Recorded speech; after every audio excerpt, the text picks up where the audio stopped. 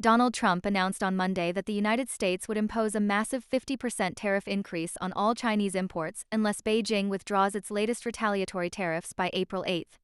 If China fails to comply, Trump warned that all talks with China concerning their requested meetings would be terminated.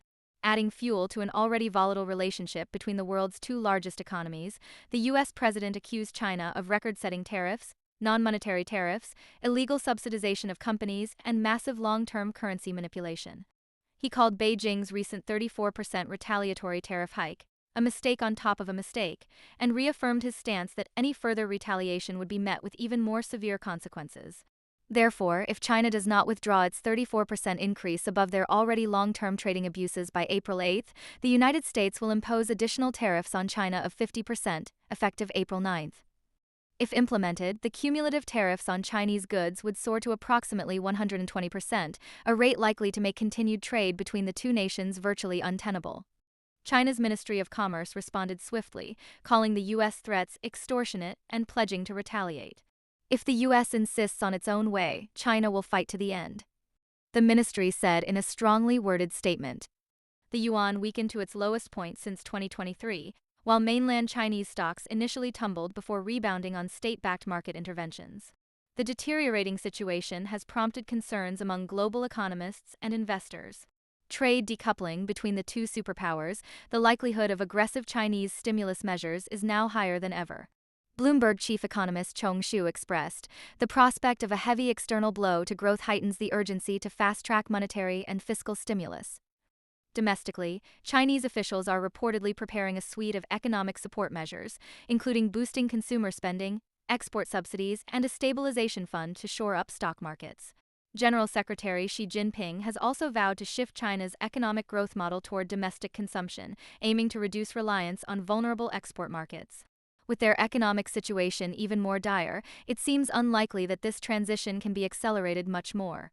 Despite these measures, the threat of a full-blown trade war looms large.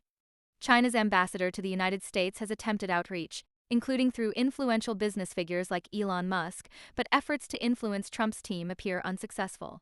No one wants to serve as a go-between, a senior U.S. executive told U.S.-based Politico.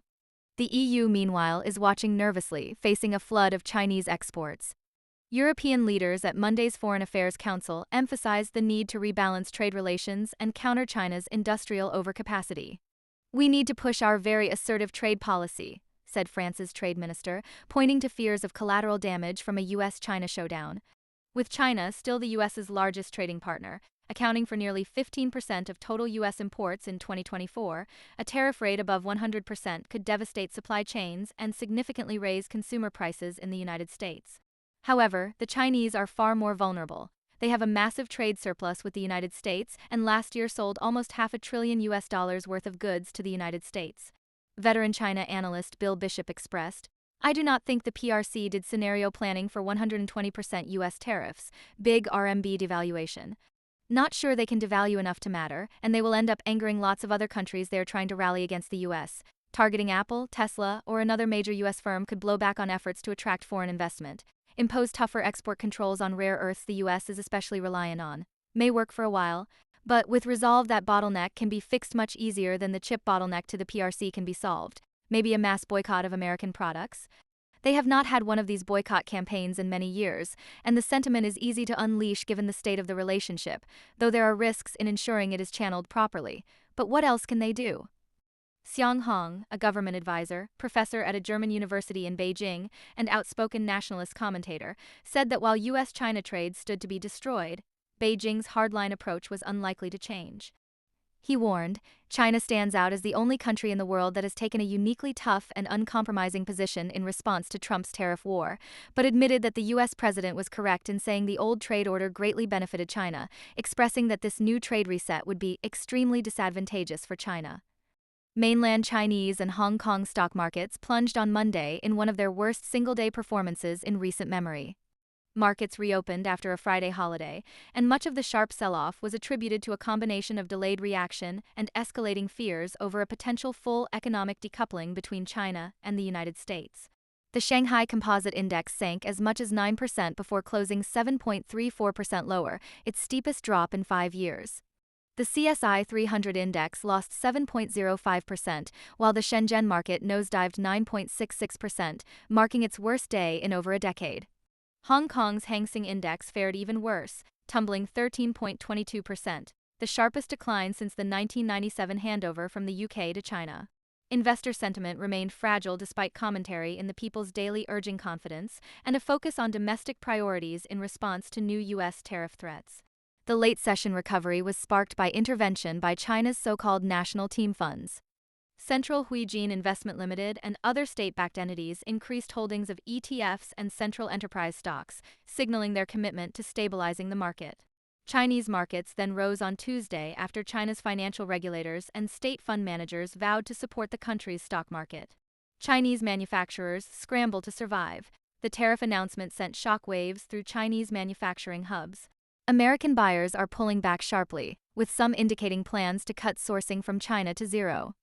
Industries hit hardest are those already squeezed by rising labor costs and previous trade rounds: apparel, furniture, footwear, toys, and other labor-intensive sectors. Even at 79% tariffs, before the additional 50% threat, these levels threaten the viability of exporters operating on slim margins. With traditional exports under siege, Chinese manufacturers had increasingly embraced direct-to-consumer e-commerce, but Trump's move to eliminate exemptions for small parcels is dismantling that fallback. Major platforms like Shein and TikTok Shop, which built their U.S. dominance on small, fast, direct shipping, are also under pressure. Hopes of shifting production to Southeast Asia are dimming as Cambodia and Vietnam now face tariffs of up to 49%. Some companies have frozen planned investments in countries like Vietnam. Chinese solar manufacturers are also in crisis due to tariffs imposed on solar cells from Cambodia, Vietnam, Malaysia, and Thailand. Exporters are eyeing Europe, Russia, and Latin America, but each market has its challenges. Some manufacturers are exploring a workaround, routing goods to the U.S. via Mexico and Peru. Trade experts warn that Trump's tariffs are upending global supply chains, forcing companies to reevaluate sourcing, manufacturing, and distribution strategies. Surviving this wave of tariffs requires a fundamental upgrade in capabilities. With the United States still accounting for nearly 15% of China's exports, walking away isn't an option, but continuing under current conditions may not be either for many manufacturers in China. Trump's latest tariffs are a tipping point, and if they stay in place, we are likely seeing the end of Made in China.